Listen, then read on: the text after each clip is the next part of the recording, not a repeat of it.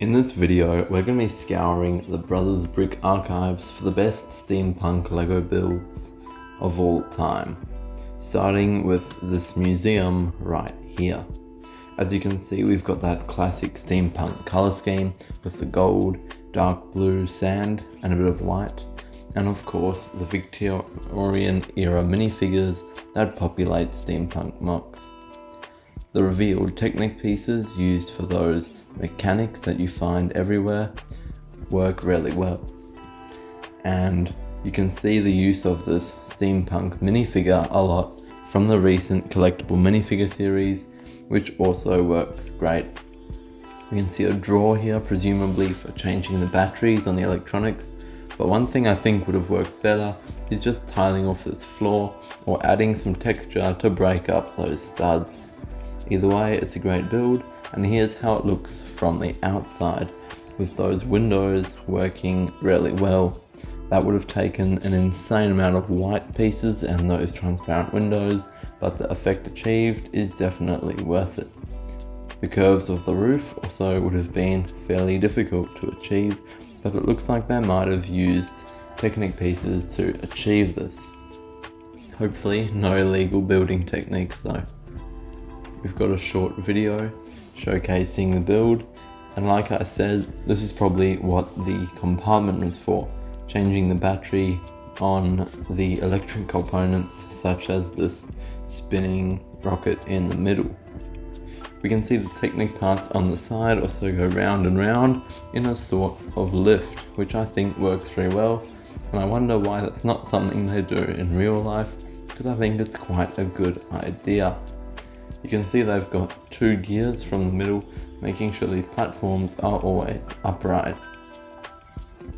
Over here we've got a Dinosaur Exhibit with these fairly new fence cage pieces being used to be broken apart for a dinosaur to escape, reminding me of Jurassic Park. We have a small vehicle to accompany it, a small submarine, and I think it works really well with the dark green pieces. That kind of reminds me of the new UCS Jango Fett Starship set. Either way, it does a great job, but we'll have to move on with the video. Next we have this sort of Steampunk Alleyway, in which the steampunk inventor from the recent collectible minifigure series has created this monstrous beast with the help of his Frankensteinian sidekick. I think this beast particularly is the highlight of the build. You can see we've got these fairly rare, I believe, bionicle parts. It is a sort of rubbery spine piece used on the back, and a lot of these gold, silver and bluish grey parts. The two, what look like the protagonists of the story, once again Victorian era minifigures with mechanical parts and the classic steampunk colour scheme of silvers, blacks, and then these neutral medium nougat and dark tan. Moving on, we have this very cinematic build and photograph with snowy foreground, a train with some motion blur in the midground, and a steampunk city in the background. I'm not sure if these things were built for this, but it does appear that they were, and I think they've done a great job. You can see they used caterpillar tracks wrapped around the edge for some extra texture. On the bottom they've used hair pieces, croissants and chicken legs for the path, and all sorts of white dishes for the snow. There's some sort of vehicle, perhaps a motorbike here on the side, and of course the minifigure. Although this is not much of a minifigure at all, with motorbike helmets and eggs for the arms and shoulders, with white minifigure hands chucked in there as well. Elastics have been used to hold it together, and two capes create a dress. What looks like a beard underneath a hairpiece has been used for the hair, and what looks like some sort of chef's hat on top does a great job. In photographing the train, I reckon they took the photo of the train separately and then blurred it in Photoshop or they took it all as one, selected and blurred the train. Moving on, we have another vehicle, a classic of the steampunk genre. We have a flying boat with a lot of these mechanical elements at the back and top, which I like, and this interesting blue tree out the bottom. This does seem like a sort of fantasy build, but I think it still works very well. I wonder where this large blue piece is from, but I know that these leaves are likely from dream sets, and perhaps some of these other blue parts are as well. Either way, once again, we have the exposed Technic parts used to create that steampunk genre, and I particularly like the background they've put on this build. Moving on, we have a mechanical submarine fish, one of the best builds we've seen so far. I particularly like the eye, how they've used this printed dish to create both a window and an eye very effectively. The fish itself is really good with these gold detailing, including a one of those Chinese hats for the face and sculpting that nose of the fish. At the back we've got a gold propeller, continuing the gold throughout the fins, with some red curved slopes filling in the gaps. We've also got this light dentist blue used for the middle, and even though I normally wouldn't like a colour scheme like that, here I think it works quite well. This build here, I believe, was an entry into the Wandering the Skies competition, a steampunk building competition that takes place every year. We've got this dark orange building with a tan one next to it, and I think the brick stonework with the cobbled ground and black roofs works quite well. You can see in the ground a lot of these rounded parts have been used to create that texture, which, although I wouldn't have thought of it myself, I think it does actually work quite well. We have one of these leaf blowing machines, and it looks like he's shoveling in leaves, and perhaps it's blasting them out again. So I'm not really sure what the point of that machine is, but it does add to the scene. You can see the door has been snot built there, and the stairs are actually fence pieces on their side, which I think works quite well. We have all these different shades of orange in the build, which I'm a big fan of, and we've got this sand blue next to the brown and black roof. These cloud pieces have been attached with the Technic hand clips to make smoke coming out of the chimneys made using grey candle pieces. Moving on, we have another airship. This one, I don't have a whole lot to say about it, seeing as we've already talked about the others, but I particularly like the Technic chain, what are they called, caterpillar tracks going around here. More of a chain link really than a caterpillar track, but still.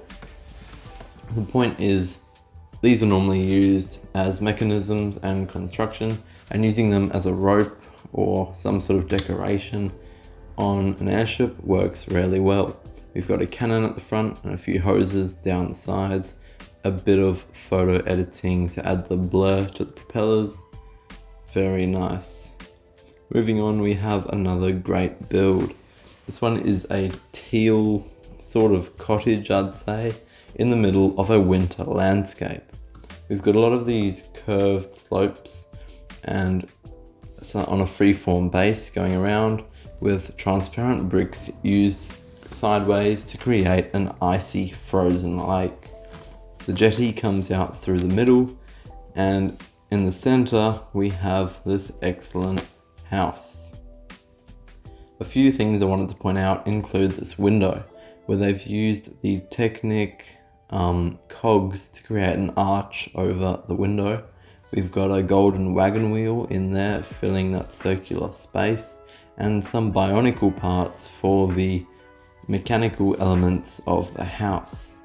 The detailing along this side seem to be ice skates inserted into snot bricks, and a lot of these other pieces on here as well, which I'm not quite sure what they are. We've also got a white rabbit hiding in the snow, and an owl on this side. Here we have the interior of the build, and as you can see, it looks even better from this side. I really like the base they've added to this, really steampunky and mechanical, with those Technic gears and the full greys colour scheme with a bit of metallic silver. We get a closer look at these pieces, but I still can't figure out what they are. If you know what they are, please let me know in the comments, I'd love to hear. But we see a fireplace and a lot of gold, brown, and some exquisite floor detailing. I particularly like how they've used that flower piece upside down in gold as a lampshade. Moving on, we have a small airship and some forge sort of building down below. I like how they've created these canisters using these tub pieces upside down with a round brick in the middle. Works really nicely. I also believe this is a Viking torso and a Harry Potter head with a moustache, which is a little disconcerting, I must admit. Moving on, we have a build called the Dragonfly Outpost, and a lot of these minifigures riding on birds down below. Firstly, I'd like to point out these wing pieces seem to be part of like a plastic sheet that you get for wings. I think these are from the Dune Ornithopter, please correct me if I'm wrong, but they've been used to make the roof here, which I think works really well. We have a lift going down on this side, and if the picture quality was higher, we could probably see some better details, but either way, it's a great build nonetheless. And I like the use of different colored trees that aren't the typical green and orange. Here we have another small stone cottage with a big pump and what looks like a boiler out the back. We can once again see white ice cream and a cloud piece for smoke, and a golden horse piece for the detailing on the front. The way they've created this wall is really clever. It probably would fall apart in real life, but it looks great in the photo. I reckon they've gotten a bunch of ball joints and connected it behind, and then they can twist the pieces in the front slightly to create that cobblestone look. Moving back into older pictures, we have another Dragonfly Flyer. Here you can see they've used snakes in white as smoke, another very clever idea, and they've kind of added this tail and wings to make this into a sort of insect or dragonfly. Works really well. We have a small distillery here. This one is particularly clever. A few things I want to point out. Firstly, they've got this white, I think it's meant to be a power energy piece from superhero sets, but here they've used it as smoke coming sideways out of the boilery. The cauldrons themselves are made from inside out tires, which I think works very well. We've also got this barrel down here with extra decoration being added by the use of those elastics running around the top and bottom. And we've got a pistol. We have what looks to be two saxophones in the back, a steering wheel, what could be a silver horn with some sort of funnel piece there, as well as a teapot and some small gold piece that I don't recognize. Some great part usage and definitely a great build. Next, we've got the last build of today's video, a big flying ship. This one has stepped away from the normal color palette of steampunk builds and instead has a gold and black with a bit of blue and dark green, which I'm not sure if I'm a fan of. Either way, the shaping is really good, and I like how they've used two different colors of gold. We've got pearl gold throughout, and then a bit of what I think is called warm gold for these pillars. We've also got the dark green support structures working really nicely. I suspect that is quite a rare piece, even though it's used in multiple places in this build. A lot of hoses and Technic pieces finish off the build and today's video. If you enjoyed, make sure to like and subscribe, and of course, I'll see you next time.